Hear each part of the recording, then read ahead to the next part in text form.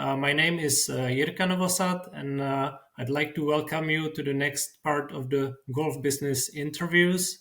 Today, my dear guest is a legendary Andrew Wood. Hi, Andrew. Hey, how you doing?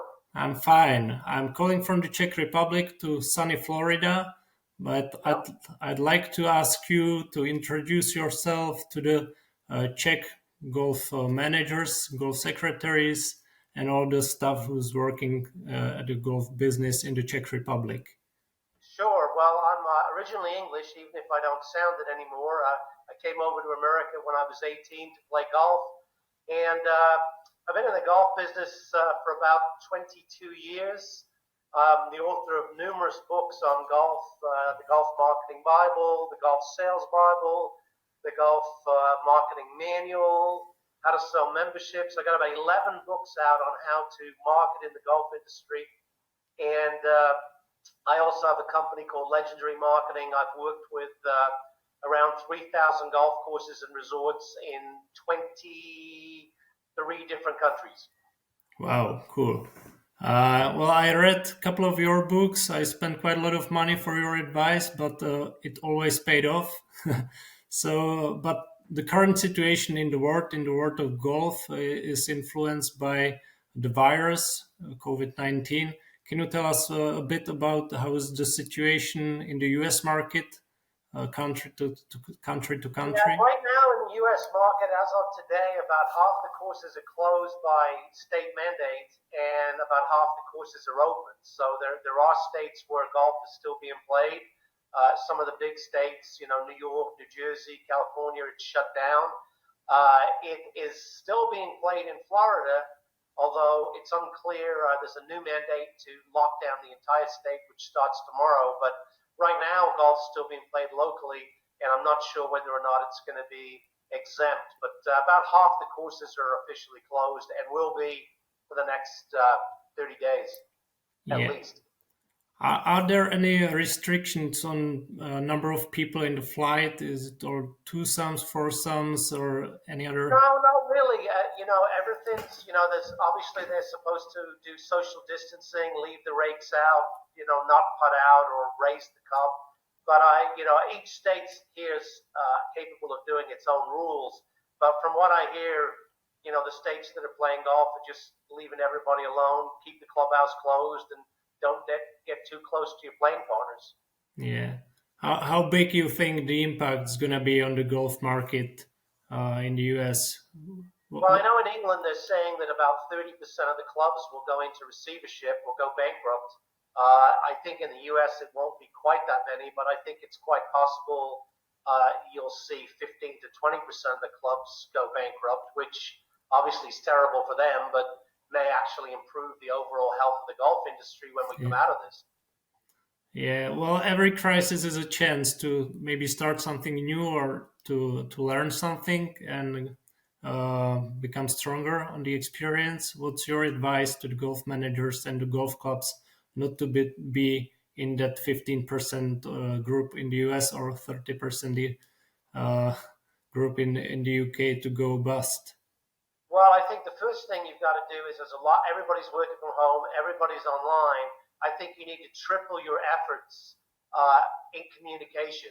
And much as I'm not very much about Facebook, I think you should be posting 3 times as often on Facebook. I think you should be using LinkedIn. I think you should be emailing your customers more often than you normally do. And I think you should be a source of entertainment. I think you should be a source of inspiration. I think you should be a source of optimism and hope. When is this over? What course do you dream of playing?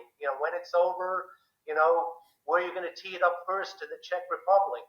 When it's over, who are you going to get together with? And I think it's really, really important that clubs, provide that service, provide that entertainment. And I think this is a big thing I talk about all the time. A lot of golf clubs don't understand what business they're in. If you ask golf clubs, what business are you in? You ask a club manager, they're going to tell you the golf business, the people business, the sports business, the club business. And I've maintained for a very long time that whether you like it or not, you're in the entertainment business. And it's very, very important. And you've got a tremendous opportunity to upgrade your communication and really entertain your customers, your members, your clients, your players with funny videos, with funny pictures, with contests. Run a contest. Win a free foursome. Win a free box of Pro V1s. Win a free bottle of wine when we open up again. Win a free Pilsner Urquell. Well done.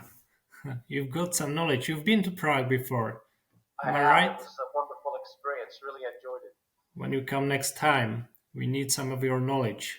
Yeah, well, I'll be glad to come again. I usually spend the summers in Europe, but it's looking unlikely this summer. Yeah, I can imagine. But do you know what's the reaction of the USGA or the associations of the owners or in golf in the US? Are they lobbying for golf to stay open, or are there any information about this topic? Yeah, I mean, there are several states where they petitioned the governor. I know in Wisconsin and Illinois, they petitioned the governor to open it back up. Then he did open it back up. Then he closed it again. I'm not sure where Wisconsin stands now, but certainly in some states, they're petitioning the governor that golf is a decent activity because you can play on your own, obviously, or you can play in some distance away from your playing partners. So I think that's important. But I think the other thing, too, is I actually have a client on the Golf Operator Network. A client in Wisconsin just opened up and was only open 2 days before they closed, but was online selling memberships and selling future rounds and did $18,000 in sales online in 48 hours. And, just because you're closed doesn't mean you still can't sell memberships, doesn't mean you still can't book that outing or corporate event for September or October. It doesn't mean you can't do a discount pass where if they buy 10 rounds of golf, you can provide them with 14. And it doesn't stop you from selling lifetime memberships, which is a great way. Every club's got 3 or 4, 10, 20 rich people that want to support the club.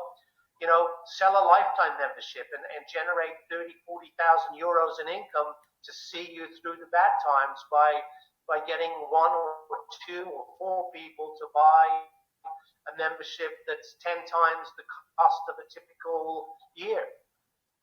Yeah. It's very doable, and people will do it. So you just need to be creative and active in this time, and you can differentiate yourself from the flock of the other golf courses, which just sitting and doing nothing. Is that right? Exactly. And a new program I just launched today, I don't know if you've even had a chance to look at it yet, but it's called the Coronavirus Self-Defense Kit. And it's an online program in my Golf Operator Network. And one of the key strategies in there, which I think is really creative and I think is going to be really effective, and I go into a lot of detail, but one of the key strategies in there is to become a hub in the local community for helping your local businesses rebuild their business. Yeah, that's a pretty strong message. There is a club in the Czech Republic. I got in touch about 10 days ago, and they offered their network of members to help each other and ask if they need something, they can help, and they can deal as an information center for all the members, which I think now you will see if your members stay loyal to you, if you took care of them in previous, and they can help each other and help each other to rebuild the businesses after this crisis. Is that right? Yeah, I mean, I'm looking at being much more proactive. I mean, that's great, good start. I'm talking about really helping the businesses generate. Every golf club you've ever been to says that golf's good for business, right? That golf's good for networking, right? But when you go there and you join, what do they do for you? How do they facilitate the networking? How do they facilitate the business? It's just kind of like, go play with somebody and maybe you'll get some business and maybe you won't. And what I've done is I put together a program that actually puts all the pieces of the puzzle in place for a club to operate as a business hub and become the center of business in the community. And I think it's very powerful. Okay. Well, thank you very much for all your knowledge. Thank you for taking time to talk to me and to my Czech colleagues. And we look forward to see you in some lovely summer in the Czech Republic, drinking Pilsner Urquell on the terrace of some golf club. All right. Sounds Okay. good. Stay safe. Thank you. Same to you. Take care.